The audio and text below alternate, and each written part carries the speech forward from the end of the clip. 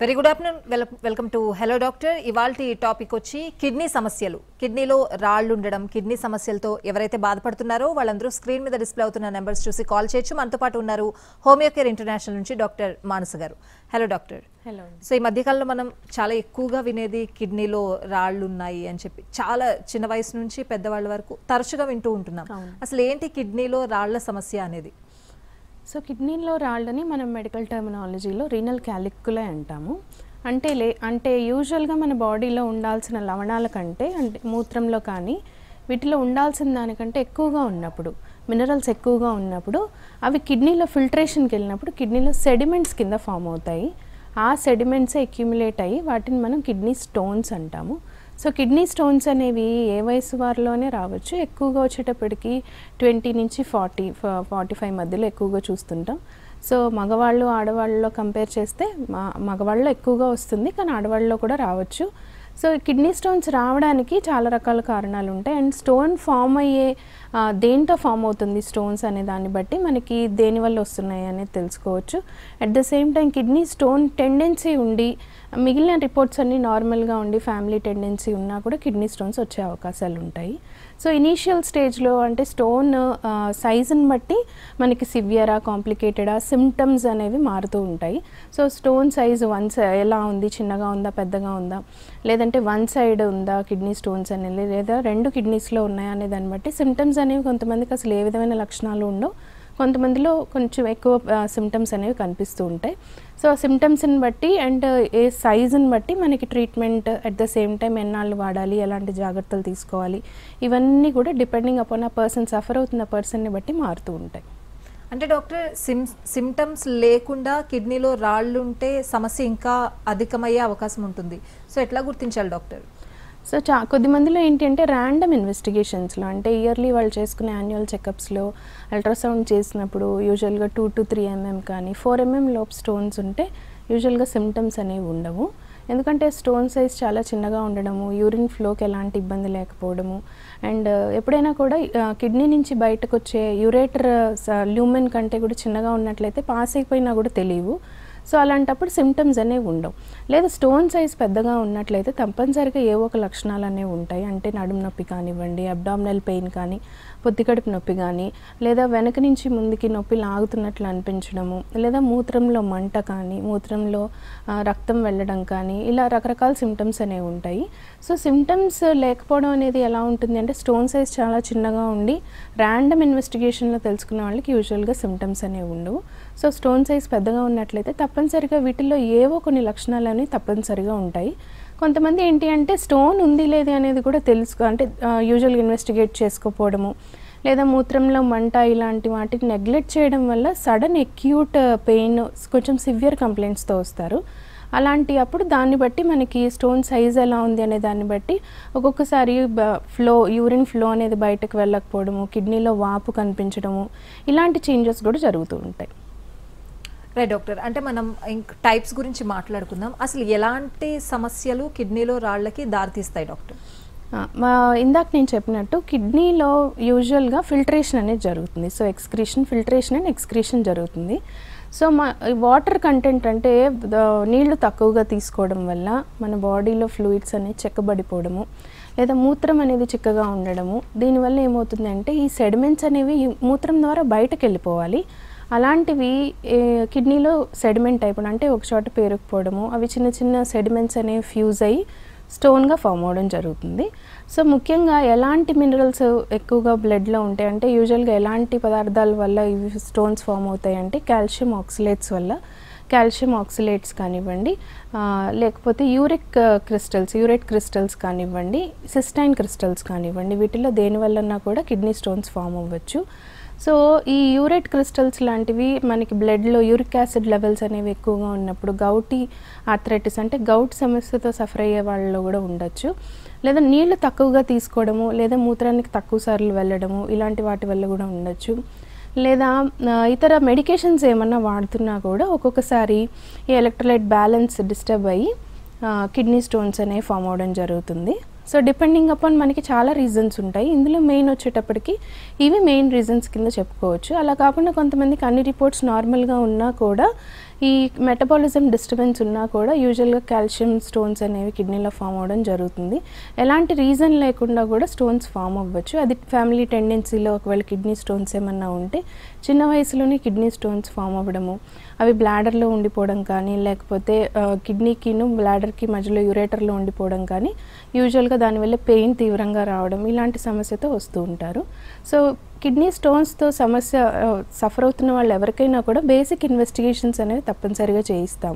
So దానివల్ల ఏంటి అంటే కిడ్నీ స్టోన్తో సఫర్ అవుతున్న వాళ్ళు ఎలాంటి డైట్ తీసుకోవాలి, ఎలాంటి జాగ్రత్తలు తీసుకోవాలి, ఇవన్నీ దాని ద్వారా చెప్పడానికి జరుగుతుంది. అండ్ డాక్టర్, మనం తరచుగా వింటూ ఉంటాం ఒక మాట, అంటే సర్టెన్ కైండ్ ఆఫ్ ఫుడ్స్ తీసుకుంటే కిడ్నీలో స్టోన్స్ తయారవుతాయి అని చెప్తారు. ఇది నిజమా డాక్టర్? అవునండి. ఇప్పుడు మనకి గౌటీ ఆర్థరైటిస్ అంటే బ్లడ్లో యూరిక్ యాసిడ్ లెవెల్స్ ఎక్కువగా ఉండడానికి కారణం మనం తీసుకునే డైట్లో ప్యూరైన్స్ అనేవి, లేదా మీట్ ఎక్కువగా తీసుకునే వాళ్ళు, లేదా మగవాళ్ళు ఆల్కహాల్ స్మోకింగ్ హ్యాబిట్స్ ఉన్న వాళ్ళలో యూజువల్గా యూరిక్ యాసిడ్ లెవెల్స్ అనేవి పెరుగుతాయి. సో అలాంటి వాళ్ళల్లో కిడ్నీ స్టోన్ ఫామ్ అయ్యే ఛాన్సెస్ అనేవి ఎక్కువగా ఉంటాయి. అదేవిధంగా without doctor prescription over the counter calcium tablets కానీ, విటమిన్స్ ఎక్కువగా తీసుకున్నా కూడా యూజువల్గా ఇవి ఫిల్టరేషన్లో ప్రాబ్లం కలిగించడము, కిడ్నీ స్టోన్స్ రావడం అనేది జరుగుతుంది. సో తీసుకునే డైట్ వల్ల తప్పనిసరిగా కిడ్నీ స్టోన్స్ రావడం కానీ పెరగడం కానీ రెండూ జరగవచ్చు.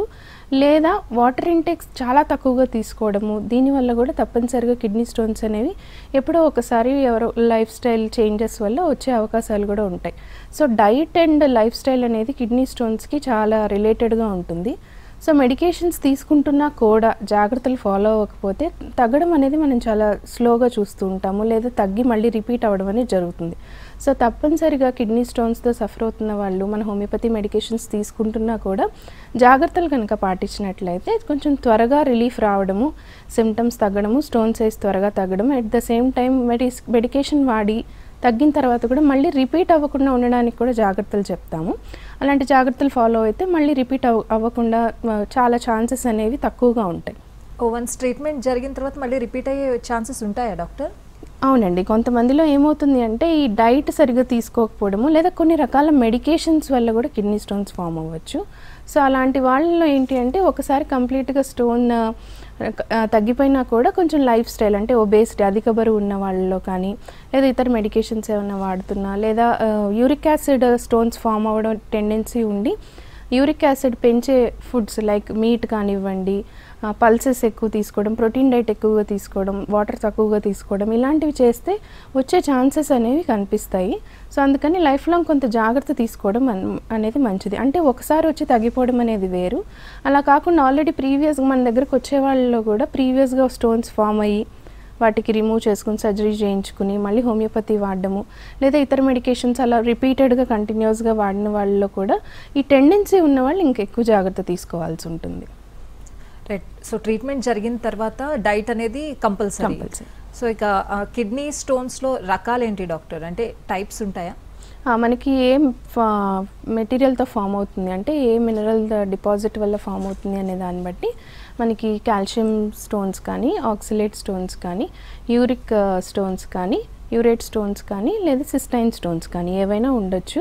సో వెరీ రేర్ కండిషన్స్లో హోమియోపతిలో యూజువల్గా వీటి మీద మనము డిపెండ్ అయ్యే మెడికేషన్ అయితే ఏమి ఇవ్వము. కానీ ఒకవేళ రిపీటెడ్ స్టోన్స్ ఉంటే స్టోన్ ఎగ్జామినేషన్కి పంపించి ఈ పర్టికులర్ స్టోన్ దేనివల్ల వస్తుంది అనే దాన్ని బట్టి దానికి తగినట్టు కొంత డైట్ కానీ కొన్ని రకాల మెడికేషన్స్ కానీ ప్రిస్క్రైబ్ చేయడం జరుగుతుంది. కానీ మ్యాక్సిమం హోమియోపతిలో ఏంటి అంటే సైజ్ ఎలా ఉంది, సిమ్టమ్స్ ఏమేమి ఉన్నాయి, ఏ వయసు వాళ్ళు సఫర్ అవుతున్నారు, ఎటువైపు ఉంది, వన్ సైడ్ ఉందా, బోత్ సైడ్స్ ఉన్నాయా, అండ్ వాళ్ళ మానసిక స్థితి ఎలా ఉంది, వాళ్ళ లైఫ్ స్టైల్ ఎలా ఉంది, వాళ్ళు ఒబేస్ ఉన్నారా, వీటన్నిటిని బేస్ చేసుకుని మనం ఇండివిజువలైజ్ చేసుకుని మెడికేషన్ ఇవ్వడం జరుగుతుంది. సో ఇన్వెస్టిగేషన్స్ ఏంటి అంటే మనకి ఇంప్రూవ్మెంట్స్ ఎలా ఉన్నాయి అనే దానికోసం అల్ట్రాసౌండ్ అబ్డామిన్ మాత్రం చేయించుకోవాల్సి ఉంటుంది. అంటే డాక్టర్, ఇప్పుడు కిడ్నీలో స్టోన్స్ అనే ఒక ఇది అంత క్రిటికల్ కాదంటారా? అంటే మెడికేషన్ త్రూ చాలా సింపుల్గా తగ్గిపోయే ప్రాసెస్ అంటారా? ఏం చెప్తారు మీరు? ఇది మెడికేషన్ ద్వారా సింపుల్గా తగ్గిపోయే డిసీజే. కానీ నెగ్లెక్ట్ చేసినప్పుడు స్టోన్ సైజ్ చాలా పెద్దగా ఉన్నప్పుడు అది అబ్స్ట్రక్ట్ అయ్యి కిడ్నీలో వాపు కలిగించి కిడ్నీ పనితీరుని ఇబ్బంది కలిగించి ఇన్ఫెక్షన్ అయ్యే ఛాన్సెస్ ఎక్కువగా ఉంటాయి. సో కిడ్నీ స్టోన్ మెడిసిన్స్తో తగ్గినా కూడా దాన్ని నెగ్లెక్ట్ చేసే సమస్య అయితే కాదు. ఎందుకంటే కిడ్నీ స్టోన్ చాలా పెద్దగా ఉంది అంటే కిడ్నీలోంచి అది బయటికి వచ్చి యూరేటర్లో బ్లాక్ అయితే యూజువల్ కిడ్నీలో స్వెల్లింగ్ రావడము, దానివల్ల కిడ్నీ పనితీరు కూడా దెబ్బతినే అవకాశాలు ఉంటాయి. సో అండ్ ఇన్ఫెక్షన్స్ అనేవి ఎక్కువగా ఉంటాయి. అంటే యూరినరీ ట్రాక్ట్ ఇన్ఫెక్షన్స్ కానివ్వండి, బ్లాడర్లో సిస్టైటిస్ ఉండడం కానీ ఇలాంటివి ఎక్కువగా చూస్తుంటాం. సో కిడ్నీ స్టోన్ని మనం ఎంత ఈజీగా తగ్గించుకోవచ్చో నెగ్లెక్ట్ చేస్తే వచ్చే కాంప్లికేషన్స్ అనేవి తప్పవు. సో స్టోన్ సైజుని బట్టి తప్పనిసరిగా అది ఇమ్మీడియట్గా ట్రీట్మెంట్ తీసుకోవాల్సి ఉంటుందా లేదా కొంత మనం డైట్తో మేనేజ్ చేసుకోవచ్చా అనేది కూడా డిపెండ్ అయి ఉంటుంది. అంటే డాక్టర్, మీరు ఇట్లాంటి పేషెంట్స్ని చూస్తుంటారా? కాంప్లికేటెడ్ అయిన తర్వాత వచ్చిన వాళ్ళకి ట్రీట్మెంట్ ప్రాసెస్ ఎలా ఉంటుంది? సో అంటే నార్మల్గా ఉన్న వాళ్ళకి, కాంప్లికేటెడ్ వాళ్ళకి ట్రీట్మెంట్ ప్రాసెస్ ఎట్లా ఉంటుంది డాక్టర్? కాంప్లికేటెడ్ అంటే సడన్ అక్యూట్ పెయిన్తో వస్తారండి కొంతమంది. అంటే వెన్నులో నొప్పి వస్తుంది, ఆ పెయిన్ ముందు వరకు రావడము, విపరీతమైన అంటే ఫీవర్ ఉండడము, చలి జ్వరం ఉండడము, పొత్తికడుపు నొప్పి, మూత్రం కొన్ని రోజుల నుంచి మంటగా ఉండడం లేదా మూత్రంలో బ్లడ్ వెళ్ళడము, ఫీవర్ ఎక్కువగా ఉండడం వల్ల అన్కాన్షియస్ ఉండడం వల్ల వామిటింగ్స్ అవ్వడం, మోషన్స్ అవ్వడం, ఇవన్నీ కూడా ఉండొచ్చు కిడ్నీ స్టోన్ అబ్స్ట్రక్ట్ అయ్యి ఒకవేళ ఇన్ఫెక్షన్స్ ఉంటే. సో ఇలాంటి కండిషన్లో ఏంటంటే స్టోన్ సైజ్ మరీ పెద్దగా ఉంది అంటే తప్పనిసరిగా ఎమర్జెన్సీకి వెళ్ళాల్సి ఉంటుంది. మనం స్టోన్ సైజుని కనుక అర్లీగా డయాగ్నోస్ చేసుకుని అంటే మనం ఎమర్జెన్సీ కండిషన్ని కూడా హోమియోపతి మెడికేషన్తో సిమ్టమ్స్ని బెటర్ చేసుకోవచ్చు. కానీ అప్పటికే స్టోన్ సైజ్ చాలా పెద్దగా ఉంది, అది అబ్స్ట్రక్ట్ అయ్యింది, మూవ్ అవ్వడానికి టైం పడుతుంది అనుకుంటే సర్జరీకి మేము కూడా రిఫర్ చేస్తాము. అలా కాకుండా అండ్ ఒకవేళ స్టోన్ ఫామ్ అయింది రిమూవ్ చేసినా కూడా మళ్ళీ రిపీట్ అయ్యే ఛాన్సెస్ ఉంటాయి కాబట్టి మళ్ళీ కిడ్నీ స్టోన్స్ ఫామ్ అవ్వకుండా కూడా మెడికేషన్స్ అనేది వాడాల్సి ఉంటుంది. అట్ ద సేమ్ టైం మనకి కొంచెం స్టోన్ సైజ్ కొంచెం చిన్నగా ఉంది, కిడ్నీలో చేంజెస్ ఏం లేవు, ఓన్లీ సిమ్టమ్స్ వచ్చేటప్పటికి మూత్రంలో మంట రావడము లేదా యూరిన్ ఫ్రీగా వెళ్ళకపోవడము లేదా తక్కువ యూరిన్ వెళ్ళడము లేదా స్ట్రెయిన్ అయ్యి వెళ్ళాల్సి రావడము, వెను దగ్గర నుంచి ముందుకి పెయిన్ రావడం కానివ్వండి, ఇలాంటి ఇనీషియల్ సిమ్టమ్స్తో కనుక వస్తే అల్ట్రాసౌండ్ అబ్డామిన్ చేయించడం ద్వారా లేదా సిటీ అబ్డామిన్ ద్వారా మనకి స్టోన్స్ ఎన్ని ఉన్నాయి, ఎంత సైజులో ఉన్నాయని తెలుసుకుని దాన్ని బట్టి మెడికేషన్స్ ఇవ్వడం జరుగుతుంది. మెడిసిన్స్తోనే హోమియోపతి మెడిసిన్స్తోనే కంప్లీట్గా కిడ్నీ స్టోన్స్ రీనల్ క్యాలిక్యులేని తగ్గించుకోవచ్చు, మళ్ళీ రిపీట్ అవ్వకుండా కూడా జాగ్రత్తలు తీసుకోవచ్చు. రైట్ డాక్టర్, మీరు కొన్ని సిమ్టమ్స్ చెప్పారు. అంటే సివియర్గా ఫీవర్ రావడం, మనకి కడుపులో నొప్పి రావడం, ఇట్లాంటివి ఉన్నప్పుడు కిడ్నీలో రాళ్ళు ఉన్నాయని అనుమానించాలి, క్రిటికల్ కండిషన్ కూడా అని చెప్పి. అంటే ఈ సిమ్టమ్స్ ఏవైతే ఉన్నాయో అంటే ఫీవర్ రావడం, పెయిన్ రావడం, ఇది కంటిన్యూగా వస్తుందా డాక్టర్? వచ్చి ఆగిపోవడం అట్లా ఏమైనా జరుగుతుందా? కంటిన్యూస్గా రావచ్చు. అంటే యూరినరీ ట్రాక్ట్ ఇన్ఫెక్షన్స్లో యూజువల్గా ఫీవర్స్ అనేవి ఉంటాయి. అంటే ఫీవర్ ఎక్కువగా ఉండడము, చలిగా అనిపించడము, పొత్తికడుపు నొప్పి ఇలాంటివి కామన్గా ఉంటాయి. ఇవి రిపీటెడ్గా జరుగుతున్నాయి అంటే కిడ్నీ స్టోన్స్ ఏమైనా ఉన్నాయేమో అనేది సస్పెక్ట్ చేసుకోవాలి. సో ఇన్ఫెక్షన్ సివియర్గా ఉన్నప్పుడు ఫీవర్ కూడా హై ఫీవర్స్ ఉంటాయి, 102, 103 పైన ఉండొచ్చు, చలి ఉంటుంది. సో ఫీవర్ ఎక్కువగా ఉన్నప్పుడు డెలీరియం స్టేట్లోకి వెళ్తారు. సో కొంతమంది అన్కాన్షియస్ ఉండొచ్చు. పెయిన్ సివియారిటీ ఎక్కువగా ఉన్నప్పుడు వామిటింగ్స్ అవ్వచ్చు, మోషన్స్ అవ్వచ్చు. సో మనకి రిపీటెడ్గా వస్తుంది, కొన్ని రోజులు మెడికేషన్స్ వాడారు, యూరినరీ ట్రాక్ట్ ఇన్ఫెక్షన్స్ ఉన్నాయి, ఫీవర్ ఉంది, మెడికేషన్స్ వాడారు తగ్గింది, మళ్ళీ రిపీటెడ్గా వస్తున్నాయి అంటే తప్పనిసరిగా ఇన్వెస్టిగేట్ చేసుకోవాల్సి ఉంటుంది. సో కిడ్నీ స్టోన్ అబ్స్ట్రక్ట్ అయినప్పుడు అక్యూట్గా కంప్లైంట్స్ అనేవి సివియర్గా ఉంటాయి. సో కిడ్నీ స్టోన్ ఉన్న వాళ్ళందరికీ ఇలాంటి సిమ్టమ్స్ ఉండకపోవచ్చు. ఓన్లీ నడుము నొప్పి, యూరిన్లో కొంచెం మంట, ఇబ్బంది లాంటివి కొంతమందిలో ఉంటాయి. అందరిలో మాత్రం అబ్స్ట్రక్ట్ అవ్వకపోతే పెద్ద ఇబ్బందులు ఉండవు, అబ్స్ట్రక్ట్ అయితే మాత్రం ఈ సిమ్టమ్స్ అన్ని సివియర్గా ఉండొచ్చు. హలో డాక్టర్, మనం కిడ్నీ అనగానే బేసిక్గా అందరికీ గుర్తొచ్చేది కిడ్నీలో రాళ్ళు, దానికి సంబంధించిన సమస్యలు అని చెప్పే. ఇంకా ఇతరితర సమస్యలు ఏముంటాయి డాక్టర్ కిడ్నీకి సంబంధించి? యూజువల్గా కిడ్నీ రిలేటెడ్గా వచ్చేటప్పటికి కిడ్నీ ఫెయిల్యూర్ అనేది చూస్తూ ఉంటాము, లేదా క్రానిక్ కిడ్నీ డిసీజ్ అంటాము. సో వీటిలో ఏంటి అంటే కిడ్నీ పనితీరు దెబ్బతినడం వల్ల కిడ్నీ యూజువల్గా ఏం చేయాలి, ఫిల్టరేషన్ చేసినప్పుడు బాడీకి అవసరమైనవి బ్లడ్లో ఉంచాలి, అవసరం లేనివి ఎక్స్క్రీట్ చేయాలి. సో ఎప్పుడైతే కిడ్నీ సమస్యలు ఉన్న వాళ్ళలో ఏమవుతుంది అంటే బ్లడ్లో ఉండకూడని కొన్ని రకాల సబ్స్టెన్సెస్ బ్లడ్లో మెయింటైన్ అవ్వడము, బాడీలో ఉండాల్సిన బ్లడ్లో ఉండాల్సిన కొన్ని రకాల ప్రోటీన్స్ అనేవి యూరిన్లో వెళ్ళిపోవడం, యూజువల్గా ఇవి చూస్తూ ఉంటాము.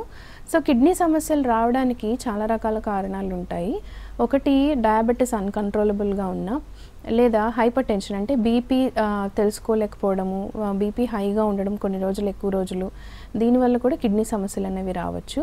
లేదా కొన్ని రకాల మెడికేషన్స్ ఎక్కువ రోజుల నుంచి వాడుతున్న వాళ్ళలో కూడా కిడ్నీ సమస్యలు అనేవి చూస్తూ ఉంటాము. ఈ కామన్గా వచ్చి కిడ్నీ సమస్యల్లో వచ్చేటప్పటికి సిమ్టమ్స్ మాత్రం యూరినరీ అవుట్పుట్ రిలేటెడ్గా ఉండొచ్చు. అంటే యూరిన్ కలర్ చేంజ్ అవ్వడం కానీ, స్మెల్ రావడం కానీ, యూరిన్ నురగగా ఉండడం కానీ, లేదా యూరిన్ ఫ్లోలో ప్రాబ్లం ఉండడం, అంటే కంప్లీట్గా వెళ్ళలేకపోవడము, ఇలాంటివి కామన్గా ఉంటాయి. సో బేసిక్గా యూరిన్ అవుట్పుట్ని బట్టి, అంటే యూరిన్ ఎగ్జామినేషన్ చేసినప్పుడు, టెస్ట్ చేసినప్పుడు యూజువల్గా కిడ్నీ సమస్యలు ఏమైనా ఉన్నాయా అనే డౌట్, అంటే కిడ్నీ రిలేటెడ్ ఇష్యూస్ ఉన్నప్పుడు యూరిన్ కలర్ చేంజ్ అవ్వడం జరుగుతుంది, స్మెల్ చేంజ్ అవ్వడం జరుగుతుంది. సో దీన్ని బట్టి ఏమైనా కిడ్నీ సమస్యలు ఉన్నాయా అనేది సస్పెక్ట్ చేయడం జరుగుతుంది. సో యూజువల్గా కిడ్నీ సమస్యలతో సఫర్ అయ్యే వాళ్ళలో బేసిక్ ఇన్వెస్టిగేషన్స్ వచ్చేటప్పటికి యూరిన్ ఎగ్జామినేషన్ అనేది చేయిస్తూ ఉంటాము. సో దాని ద్వారా కొంతవరకు మనకి యూరిన్లో ప్రోటీన్ పోవడం కానీ, లేదా యూరిన్లో గ్లూకోజ్ కనిపించడం కానీ, లేదా యూరిన్ ఇన్ఫెక్షన్స్ ఏమైనా ఉంటే పస్ సెల్స్ కానీ, ఎపిథీలియల్ సెల్స్ కానీ, బ్లడ్ సెల్స్ కానీ ఇలాంటివి కనిపించడం జరుగుతుంది. సో దాన్ని బట్టి కిడ్నీ సమస్యలు ఏమైనా ఉన్నాయా ఏంటి, లేదా సింపుల్ యూరినరీ ఇన్ఫెక్షన్స్ ఉన్నాయా, లేదా కొంతమందిలో యూరిన్ ఇన్ఫెక్షన్స్ సింపుల్గా సిమ్టమ్స్ ఉన్నా కూడా బ్యాక్టీరియల్ గ్రోత్స్ ఉండొచ్చు. సో అలాంటి వాళ్ళలో యూరిన్ కల్చర్ అనేది కూడా చేయించడం జరుగుతుంది. ఎందుకంటే యూరిన్ ఇన్ఫెక్షన్స్, యూరినరీ బ్లాడర్లో ఉన్న ఇన్ఫెక్షన్స్ అనేవి అసెండ్ అయ్యి కిడ్నీని కూడా దెబ్బతీసే ఛాన్సెస్ ఎక్కువగా ఉంటాయి. సో సింపుల్ యూరిన్ ఇన్ఫెక్షన్స్ని నెగ్లెక్ట్ చేయడానికి కూడా లేదు. సో ఎప్పుడో ఒకసారి యూరిన్ ఇన్ఫెక్షన్స్, యూరిన్ మంట ఇలాంటివి ఉండడం అనేది పర్వాలేదు, కానీ రిపీటెడ్గా కనుక యూరినరీ ప్రాబ్లమ్స్ ఉన్నా, యూరిన్లో మూత్రంలో మంటున్నా, స్మెల్ డిఫరెంట్గా వస్తున్నా, లేకపోతే యూరిన్ నొరగ లాంటివి ఏమైనా గమనించుకున్నట్లయితే దానికి తగినట్టు తప్పనిసరి ఇన్వెస్టిగేషన్స్ చేయించుకోవాల్సి ఉంటుంది. Right doctor. అంటే కొంతమందికి కంటిన్యూగా కూర్చోలేరు, కూర్చుంటే పెయిన్ వస్తూ ఉంటుంది, నడుము నొప్పి ఎక్కువగా వాళ్ళు చూస్తూ ఉంటారు, ఎక్కువసేపు కూర్చోలేరు. ఇదేమైనా కిడ్నీ సమస్యకి దారితీస్తుందా డాక్టర్? ఉండొచ్చండి. అంటే నడుము నొప్పి సాధారణంగా బ్యాక్ పెయిన్ అనేది అందరూ అనుకోవడం మజిల్ కానీ వెన్నుపూసకు రిలేటెడ్గానే ఉంటుంది అనుకుంటారు. కానీ బ్యాక్ పెయిన్ వస్తుంది అంటే దానికి చాలా రకాల రీజన్స్ ఉండొచ్చు. అందులో ఒకటి స్పైన్ రిలేటెడ్ డీజనరేటివ్ చేంజెస్ ఉండొచ్చు, లేదా ఆడవాళ్ళలో వచ్చేటప్పటికి యూటరైన్ ప్రాబ్లమ్స్ ఉన్నా కూడా, అంటే ఫైబ్రాయిడ్స్ కానివ్వండి, ఎండోమెట్రియోసిస్ కానీ, ఎడినోమయోసిస్ కానీ ఇలాంటివి ఏమైనా ఉన్నా కూడా యూజువల్గా బ్యాక్ పెయిన్ అనేది వస్తూ ఉంటుంది. దాంతోపాటు కిడ్నీ సమస్యలు ఉన్న వాళ్ళలో కూడా బ్యాక్ పెయిన్ రావచ్చు. సో కిడ్నీ సమస్యతో సఫర్ అవుతున్న వాళ్ళకి బ్యాక్ పెయిన్ ఒక సిమ్టమ్గా ఉన్న, దీంతోపాటు ఇతర సిమ్టమ్స్ అనేవి ఉంటాయి. సో బ్యాక్ పెయిన్ ఉంది, బ్యాక్ పెయిన్తో పాటు యూరినరీ ప్రాబ్లమ్స్ ఉన్నాయి, at the same time kidney సమస్య తీవ్రంగా ఉన్నప్పుడు స్కిన్లో కూడా చేంజెస్ రావచ్చు. అంటే స్కిన్ డ్రై అవ్వడం కానీ, ఇచ్చింగ్ ఉండడం కానీ జరుగుతుంది, వెయిట్ లాస్ అవ్వడం కానీ, లేదా ఎక్కువ నీరసంగా ఉండడం కానీ, వీక్ కనిపించడం కానీ. సో వీటిల్లో ఏమైనా సమస్యలు ఉన్నప్పుడు యూజువల్గా ఫర్దర్ ఇన్వెస్టిగేషన్స్ చేయించడం జరుగుతుంది. సో కిడ్నీ సమస్యతో సఫర్ అయ్యే వాళ్ళలో కూడా బ్యాక్ పెయిన్ అనేది ఒక సిమ్టమ్గా ఉండొచ్చు. బట్ ఎందుకు డాక్టర్, అంటే ఫీమేల్తో కంపేర్ చేస్తే మేల్లో ఎందుకు ఎక్కువ అవకాశాలు ఉన్నాయి కిడ్నీ సమస్యలు రావడానికి, కిడ్నీలో స్టోన్స్ రావడానికి? రీజన్ ఏంటి డాక్టర్? సో ఈ చాలా రకాల డిసీజెస్ ఆడవాళ్ళ కంటే మగవాళ్ళలోనే వచ్చే అవకాశాలు ఎక్కువగా ఉంటాయి, కానీ కొన్ని రకాల సమస్యలు ఆడవాళ్ళలో వచ్చే అవకాశాలు ఉంటాయి. ఎందుకు అంటే యూజువల్గా విమెన్లో జరిగే మెన్స్ట్రల్ చేంజెస్ కానీ, హార్మోనల్ చేంజెస్ వల్ల కొన్ని రకాల సమస్యలు అనేవి రావడానికి తక్కువ అవకాశం ఉంటుంది. అండ్ డ్యూరింగ్ ప్రెగ్నెన్సీలో ఫీటల్ గ్రోత్ అప్పుడు బాడీలో జరిగే చేంజెస్, అంటే మజిల్స్ లూజ్గా అవ్వడం కానీ, అంటే ఫ్రీగా ఉండడం కానీ, సో అండ్ వాళ్ళలో జరిగే గ్రోత్ చేంజెస్, అంటే ఫీటల్ గ్రోత్ చేంజెస్ వల్ల కానీ, వీటన్నిటినీ చూసుకుంటే కొన్ని రకాల సమస్యలు మగవాళ్ళలో ఎక్కువగా అవకాశాలు ఉంటాయి, ఆడవాళ్ళలో తక్కువగా ఉంటాయి. సో వీటన్నిటికీ మెన్స్ట్రల్ చేంజెస్ కానీ, మెనోపాజ్ ఫేజ్ కానివ్వండి, చాలా రకాల రీజన్స్ ఉంటాయి. సో అలాగే కిడ్నీ సమస్యలు చూసుకున్నట్లయితే మగవాళ్ళలో ఎక్కువగా కనిపిస్తాయి. అట్ ద సేమ్ టైం కొన్ని మన కల్చరల్ రిలేటెడ్గా కొన్ని హ్యాబిట్స్ చూసుకున్నా కూడా, స్మోకింగ్, ఆల్కహాల్ మగవాళ్ళలో ఎక్కువగా ఉండడం, ప్రోటీన్ డైట్ ఎక్కువగా తీసుకోవడము, సో వీటన్నిటి వల్ల కూడా ఉండొచ్చు. So depending upon life style కూడా కొన్ని రకాల డిసీజెస్ ఆడవాళ్ళలో తక్కువగా ఉంటాయి, మగవాళ్ళలో ఎక్కువగా ఉంటాయి. అలాగే రుమటాయిడ్ ఆర్థరైటిస్ కానివ్వండి, ఇవి చూసుకున్నట్లయితే ఆడవాళ్ళలో ఎక్కువగా వచ్చే ఛాన్సెస్ ఉంటాయి. సో మెనోపాజ్ దశలో వాళ్ళకి కీళ్ళ నొప్పులు ఎక్కువగా రావడం, అలాగే డీజనరేటివ్ చేంజెస్ అంటే ఎముకల్లో జరిగే అరుగుదల చేంజెస్ అనేవి కూడా ఆడవాళ్ళలో త్వరగా కనిపిస్తాయి. అంటే 50-55లో ఆడవాళ్ళలో కనిపిస్తే మగవాళ్ళు వచ్చేటప్పటికి 60+లో రావచ్చు. సో డిపెండింగ్ అపాన్ మన లైఫ్ స్టైల్ని బట్టి ఆడవాళ్ళు కొన్ని రకాల బాధ్యతలు తీసుకోవడం, మగవాళ్ళు కొన్ని రకాల లైఫ్ స్టైల్స్కి అలవాటు పడడం, దీనివల్ల కూడా తప్పనిసరిగా డిసీజెస్ అనేవి మారుతూ ఉంటాయి. రైట్ డాక్టర్, కిడ్నీ ప్రాబ్లమ్స్కి కావచ్చు, స్టోన్ సమస్యకి కావచ్చు, హోమియోకేర్ ఇంటర్నేషనల్లో ఎటువంటి ట్రీట్మెంట్స్ అందుబాటులో ఉన్నాయి డాక్టర్? సో మనకి హోమియోకేర్ ఇంటర్నేషనల్లో వచ్చేటప్పటికి డిసీజ్ ఎప్పుడైనా కూడా అండి హోమియోపతిని కనుక్కున్నప్పుడు హోమియోపతి మెడికేషన్ అనేది డిసీజ్ పరంగా వర్క్ చేయడం కాదు, మనకి కాన్స్టిట్యూషన్ పరంగా మెడికేషన్ అనేది ఉంటుంది. అంటే ఇద్దరు వ్యక్తులు కిడ్నీ స్టోన్తో సఫర్ అవుతున్నా, సేమ్ ఏజ్ గ్రూప్ అయినా, ఒకవేళ జెండర్ సేమ్ అయినా కూడా వాళ్ళ లైఫ్ స్టైల్ డిఫరెంట్గా ఉండొచ్చు, వాళ్ళు పెరిగిన వాతావరణం డిఫరెంట్గా ఉండొచ్చు, వాళ్ళ రియాక్షన్స్ డిఫరెంట్గా ఉండొచ్చు, వాళ్ళ మానసిక స్థితి, ఇష్టాలు అయిష్టాలు ఇవన్నీ డిఫరెంట్గా ఉంటాయి. సో హోమియోపతి ఏం చేస్తుంది అంటే కిడ్నీ స్టోన్కి మెడికేషన్స్లా తీసుకోవడం అనేది రిలీఫ్. కొంతమంది ఏంటంటే స్పెసిఫిక్ మెడికేషన్స్ కూడా ఇస్తారు హోమియోపతిలో. సో అలా ఇచ్చినప్పుడు ఏమవుతుందంటే మేబీ రిలీఫ్ రావచ్చు, కానీ పర్మనెంట్గా క్యూర్ రావాలంటే మాత్రం మనం ఇండివిజువలైజ్ చేసుకుని కాన్స్టిట్యూషనల్ పద్ధతిలో మెడికేషన్ ఇండికేట్ చేసినప్పుడు మాత్రమే మన ఇమ్యూనిటీ రెస్పాండ్ అయ్యి దానంతటది డిసీజ్ని క్యూర్ చేసుకుంటుంది. సో అలాగే హోమియోకేర్ ఇంటర్నేషనల్లో మనం ఇచ్చే మెడికేషన్స్ కూడా కాన్స్టిట్యూషనల్ పద్ధతిలోనే ఇవ్వడం జరుగుతుంది. సో అలా ఇవ్వడం వల్ల ఏంటి అంటే మెడికేషన్స్ తీసుకున్నప్పుడు తాత్కాలికంగా ఉపశమనం కనిపించడమే కాదు, సిమ్టమ్స్ రిలీఫ్ కనిపించడం కాదు, కంప్లీట్గా డిసీజ్ కూడా క్యూర్ అయ్యే అవకాశాలు ఎక్కువగా ఉంటాయి. At the same time life style changes కూడా చేసుకోవాల్సి ఉంటుంది. అండ్ ఆ వ్యక్తి ఇప్పుడు ఒక ప్రతి డిసీజ్కి హోమియోపతి వర్క్ చేస్తుంది అంటే డిపెండింగ్ అపాన్ ఆ డిసీజ్ ఏ స్టేజ్లో ఉంది, రివర్సిబుల్ ఫేజ్లో ఉందా, లేదా మనకి ఇర్రివర్సిబుల్ చేంజెస్ అంటే ఆర్గాన్ డ్యామేజ్ అవ్వడము, సెల్ డెత్ అవ్వడము, ఇలాంటివి ఏమన్నా ఉంటే మేనేజ్ చేసుకోవచ్చు. సో డిపెండింగ్ అపాన్ డిసీజ్ ఏ స్టేజ్లో ఉంది, ఏ వయసు వాళ్ళు సఫర్ అవుతున్నారు, వీటన్నిటి బట్టి మోస్ట్ ఆఫ్ ద డిసీజెస్ని హోమియోపతితో మేనేజ్ చేసుకోవడమే కాదు, కంప్లీట్గా క్యూర్ కూడా చేసుకోవచ్చు. రైట్ డాక్టర్, అంటే ఎలాంటి టైప్ ఆఫ్ ఫుడ్ తీసుకుంటే, డైట్ పాటిస్తే ఫ్యూచర్లో కూడా రాకుండా ఉంటాయి, రాని వాళ్ళకు కూడా రాకుండా ఉంటాయి, వచ్చిన వాళ్ళు ఎట్లా కంట్రోల్ చేసుకోవచ్చు? ఏదైనా కూడా ఫస్ట్ లైఫ్ స్టైల్ చేంజెస్ మనం కన్సిడర్ చేస్తే వెయిట్ గెయిన్ అవ్వకూడదు. సో ఒబేస్ కనుక ఉన్నట్లయితే తప్పనిసరిగా సేఫ్ పద్ధతుల్లో వెయిట్ లాస్ అనేది ఫాలో అవ్వాలి. అంటే ఇక్కడ సేఫ్ పద్ధతులు అంటే కంప్లీట్గా ఫుడ్ మానేసి లేదా ఏమైనా అన్వాంటెడ్ కొన్ని రకాల మెడికేషన్స్ తీసుకుని వెయిట్ లాస్ అవ్వడం అనేది ఎప్పుడు కరెక్ట్ కాదు. సో న్యాచురల్గా అది ఎలా తగ్గాలి అంటే మనం తీసుకున్న ఫుడ్ ఎంత క్యాలరీస్ తీసుకుంటున్నాము, మనం ఎంత బర్న్ చేస్తున్నాము. అంటే ఇప్పుడు సెడెంటరీ జాబ్స్ చేసేవాళ్ళు, కూర్చుని వర్క్ చేసేవాళ్ళు తక్కువ క్యాలరీ ఫుడ్ తీసుకోవాలి, దాంతోపాటు ఫిజికల్గా యాక్టివ్గా ఉండాలి. దీన్ని బట్టి మెడికేషన్స్ అనేవి సప్లిమెంట్స్ లాంటివి ఏమన్నా తీసుకోవడము ఇలాంటివి ఫాలో అవుతూ ఉండాలి. సో వెయిట్ పెరగకుండా ఉండడము, ఒకవేళ అధిక బరువు ఉంటే తగ్గడానికి ప్రయత్నించడం అనేది తప్పనిసరిగా చేయాలి. సో వాటర్ ఇంటేక్ అనేది ప్రాపర్గా ఉండేలా చూసుకోవాలి. సో వాటర్ ఇంటేక్ మంచిది కదా అని ఎక్కువ వాటర్ తీసుకోవడం కూడా కరెక్ట్ కాదు. సో మోడరేట్గా వచ్చేటప్పటికి 2 to 3 లీటర్స్ లిక్విడ్స్ అంటే వాటర్ కానివ్వండి, జ్యూసెస్ కానివ్వండి, లేకపోతే వాటర్ కంటెంట్ ఎక్కువగా ఉండే ఫ్రూట్స్ కానివ్వండి, ఇలాంటివి ఏమైనా తీసుకున్నా మంచిదే. సో దీంతో పాటు అన్నెసెసరీగా అన్వాంటెడ్ మెడికేషన్స్ వాడకుండా ఉంటే బెటర్. సో ఇప్పుడు ఫీవర్ వచ్చింది, ఫీవర్కి కొంచెం మనకి ఫీవర్ అంటే ఫీవర్ 99 ఫీవరే, 100, 102 వరకు ఫీవరే. కానీ ఫీవర్ వచ్చిన ప్రతిసారి వెంటనే మెడికేషన్స్ వాడడం కాకుండా దాన్ని కొంచెం హైడ్రేటెడ్గా ఉండడము, దానికి కొన్ని జాగ్రత్తలు తీసుకోవడము, సో అన్నెసెసరీగా మెడికేషన్స్ అవాయిడ్ చేసుకోవడం వల్ల కూడా కిడ్నీ సమస్యల్ని మనం రాకుండా జాగ్రత్త తీసుకోవచ్చు.